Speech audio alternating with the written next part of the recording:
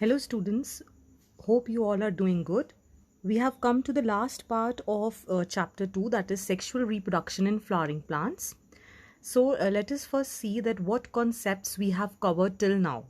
That is the structure of flower, the structure of stamen, that is the male reproductive part of a flower, microsporangium and pollen grain. Its detailed structure and the functions we have seen. Then the structure of pistil, megasporangium and embryo sac. Then we also looked at what pollination is and what are its various types. Then we looked at certain outbreeding mechanisms in a flower.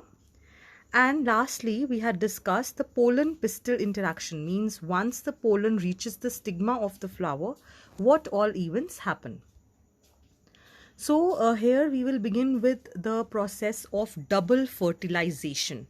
Now fertilization, we all know it means fusion of male and female gamete, right?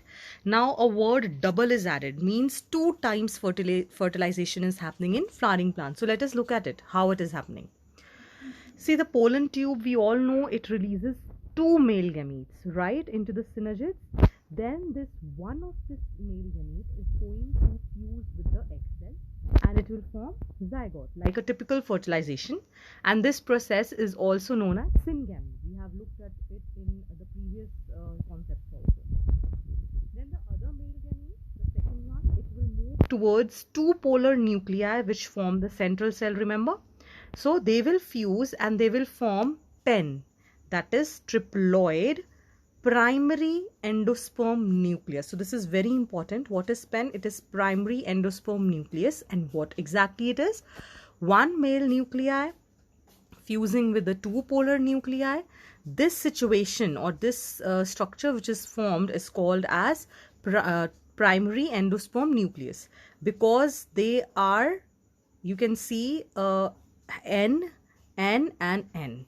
So it is 3N situation, means it is triploid. Alright. And the fusion of these haploid nuclei, because these are 3, it is referred to as triple fusion. Next, let us look it at diagrammatically. See over here, embryo sac is being shown. This is the chalazal end, and the opposite end where the pole, or you can say a pore, is there, that is micropylar end. We have egg cell and synergids. Synergids guide the pollen tube and the male gametes are going to be released. These are the 2 polar nuclei we were talking about, and the cells present at chalazal end are called as antipodes. Now here it is being shown double fertilization. See, these antipodal cells are of no use, so they start degrading.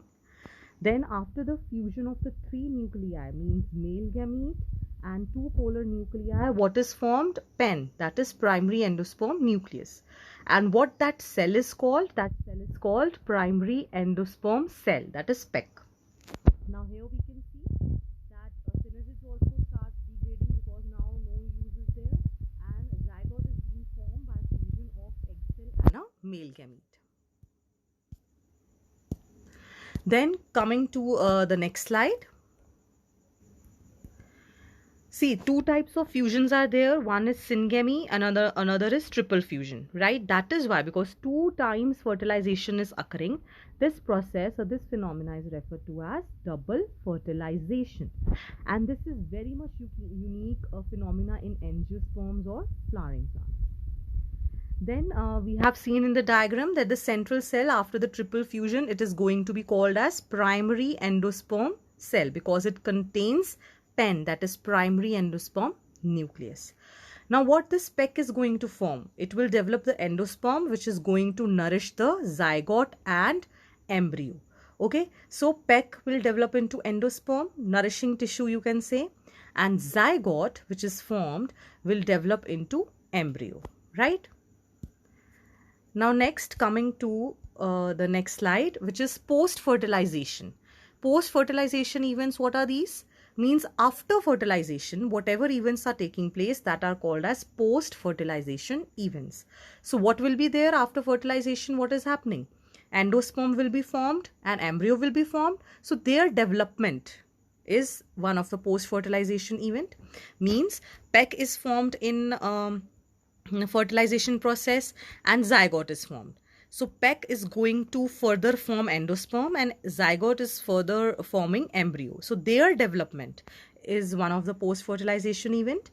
Then the ovules which are present in the ovary, they will develop into seed and the ovary is going to develop into fruit. So combine, or you can say combination of these events is referred to as post-fertilization event. So first of all, let us look at the endosperm, because the primary endosperm cell is going to form endosperm. Let us look at it. See, primary endosperm cell, it will divide mitotically to form triploid endosperm tissue because it contains 3 nuclei, right? So it is triploid. And this tissue is very much full of reserve food materials which will help the developing embryo. Now this pen means the nuclei we are talking about in the pec. Okay, in the cell, these primary endosperm nuclei are there. What it will be happening there? Successive nuclear divisions will take place. Mind this point that nuclear divisions are taking place. Means there is no cytoplasmic division. Only nuclear divisions are taking place and free nuclei are formed. That is why this situation can be referred to as the formation of free nuclear endosperm. Later on, cell wall will be formed and endosperm will become cellular. Now coming to the next thing. Now we all have had coconut water, right? So this coconut water is free nuclear endosperm, means the nuclei are present and the white part, the white kernel is the cellular endosperm, means cell wall is formed. Now, what all can happen to the endosperm which is formed? There can be two fates, two future, you can say the future of endosperm. One is that the developing embryo will completely consume it because the embryo needs nourishment. So it will completely use endosperm like in pea and groundnut. In other cases, what can be there? That the embryo will not completely consume this endosperm. It will still remain in the mature seed. So this endosperm, what it is being like used for this mature seed, it can be used as a reserve food material during seed germination. At that time also food is required. So they will be used at that time. So means in the seed, the endosperm is persisting like in castor and coconut. Next, let us look how the embryo is formed. See, embryo will develop at micropylar end. You remember that from zygote, the embryo is going to form and zygote is formed at the micropylar end. So the embryo means after the successive zygote division, embryo will be formed.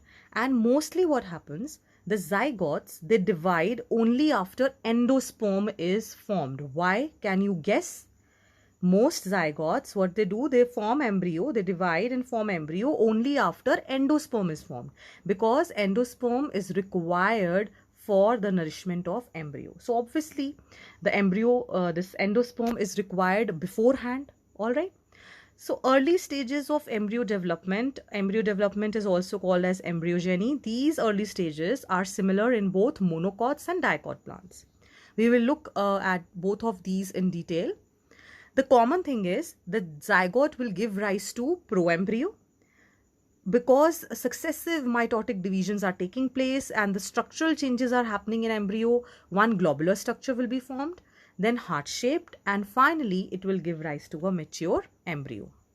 We can see clearly in this slide that after the formation of zygote, there is octant stage, globular stage, triangle, heart, torpedo, and finally mature embryo. So these are just the structures because successive mitotic divisions are taking place and different structures are being formed as the cell is dividing. So finally this type of structure is there of the mature embryo. Let us look at the dicot embryo now.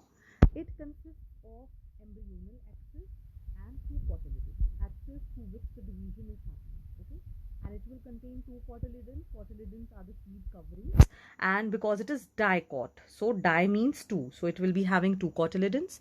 And above the embryonal axis, whatever portion is there, that is called as epicotyle. Epi means above, and this epicotyle is going to terminate into prenule, which will further form shoot of the plant. So you can call it as a future shoot. Then The region which is below the level of the embryonal axis, that is called as hypocotyle. Hypo means below. And this hypocotyle is going to terminate in radicle or root tip. You can call it as future root. Okay. And this root tip is also covered with a root cap. Root cap is nothing but a protective sheet for the root tip.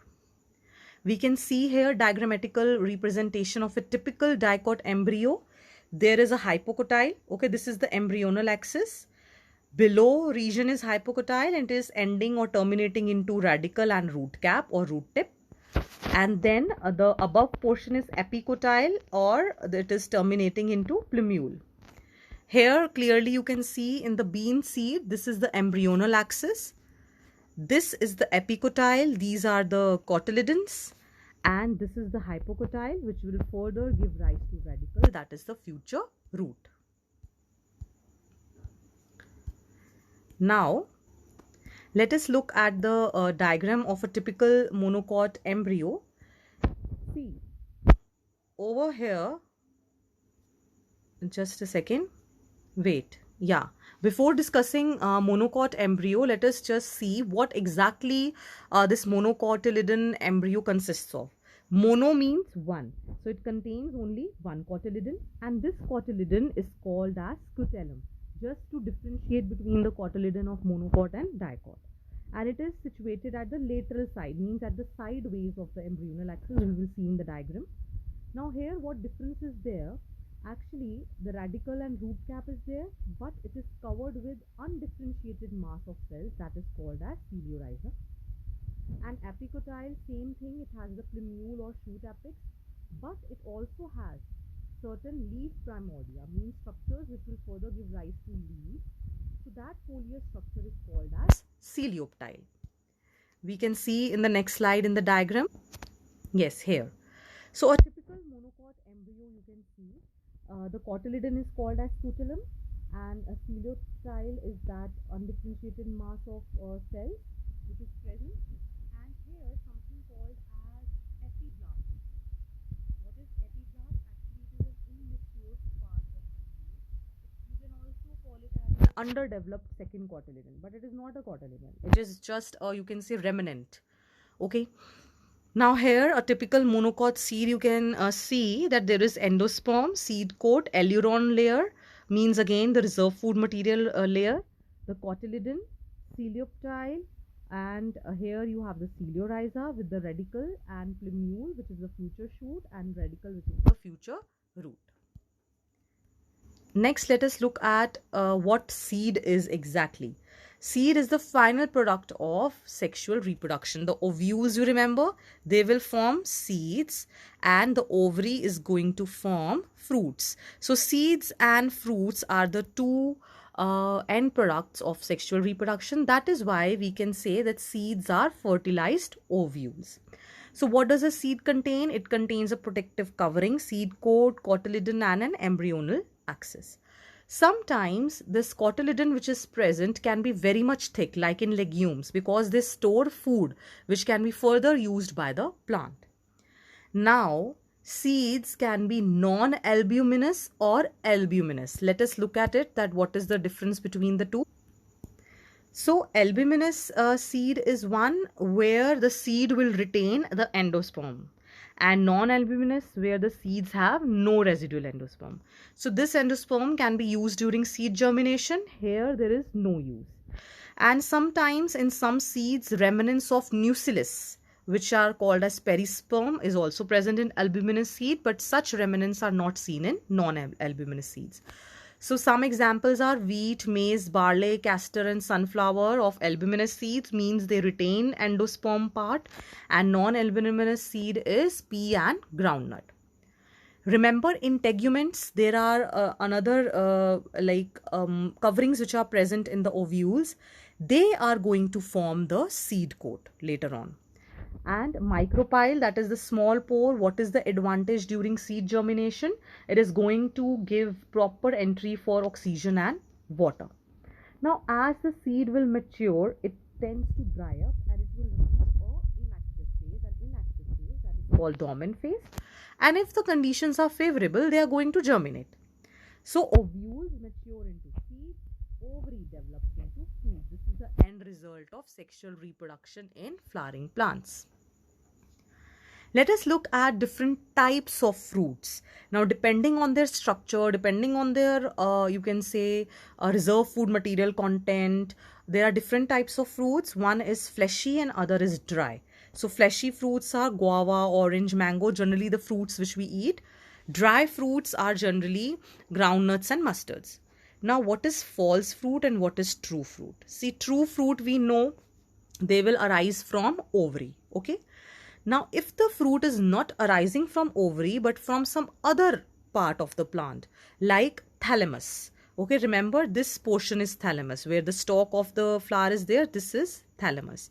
So, if this is contributing in the fruit formation, like in apple, strawberry, cashew, such fruits can be referred to as false fruits.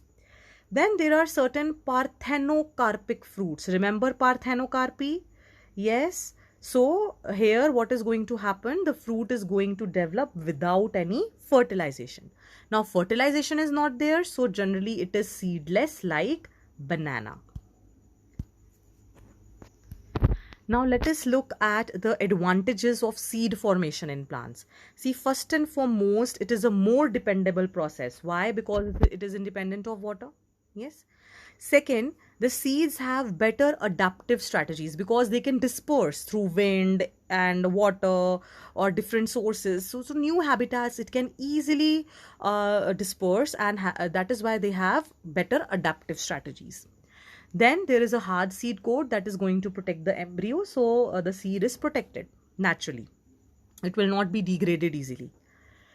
Then, because the seed is a result of sexual reproduction, they generate new genetic combinations which can lead to variations. And seeds also form the basis of our agriculture. Without seeds, we cannot imagine agriculture. And how the technology is exploited of a seed, we will see in the next slides.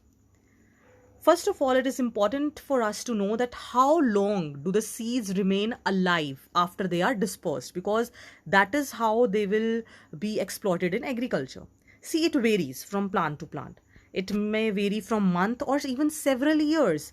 Like one example of Lupinus articus, this is a plant with the seeds they germinated after 10,000 years of dormancy. Remember, we discussed that the seeds, they will mature, they will dry up, and then they are reaching a dormant phase or inactive phase. So after 10,000 years also, this was viable, this was active. Then after 2000 years, that type of viability is also there of date palm, which was found near Dead Sea. That is why it is called as Phoenix dactylifera.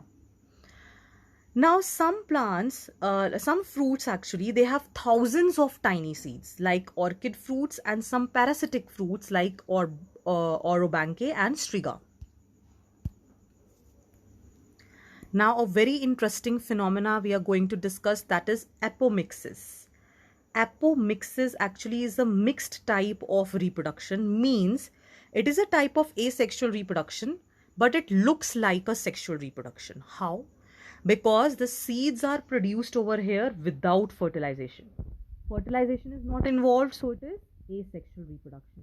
But seeds are produced, so it is mimicking sexual reproduction, like Asteraceae family and in grasses. So how apomictic seeds can be made if we want to exploit this natural process in agriculture? One thing is that the diploid egg cell, means the egg is only diploid in certain plants. They will divide mitotically and they can form embryo without fertilization, and then seeds will be formed. Then in citrus and mango varieties, it is seen that nuclear cells, because these are diploid, they are going to mitotically divide and form embryo later on. Now, sometimes ovule can contain many embryos. Okay. So if such situation is there, that is called as polyembryony. If a single ovule is containing many embryos, like in oranges. Now, hybrid varieties, they have been extensively cultivated. But what are the disadvantages? One is that the production is very costly. Why? Because these hybrid seeds have to be produced every year. Now, why these hybrid seeds have to be produced every year? Because the hybrid varieties which are produced, when the progeny will be formed, means when the new plant will be formed, these characters will not be maintained. Why? Because these characters will segregate by the law of segregation, if you remember the Mendel's law. Okay, so these will segregate. That is why these are not maintained. But if we exploit the apomictic seeds, what is going to happen? Genetically only they are hybrid. Okay, so no segregation of characters will be there in the hybrid progeny because it is a asexual reproduction. In sexual reproduction only segregation will occur, na?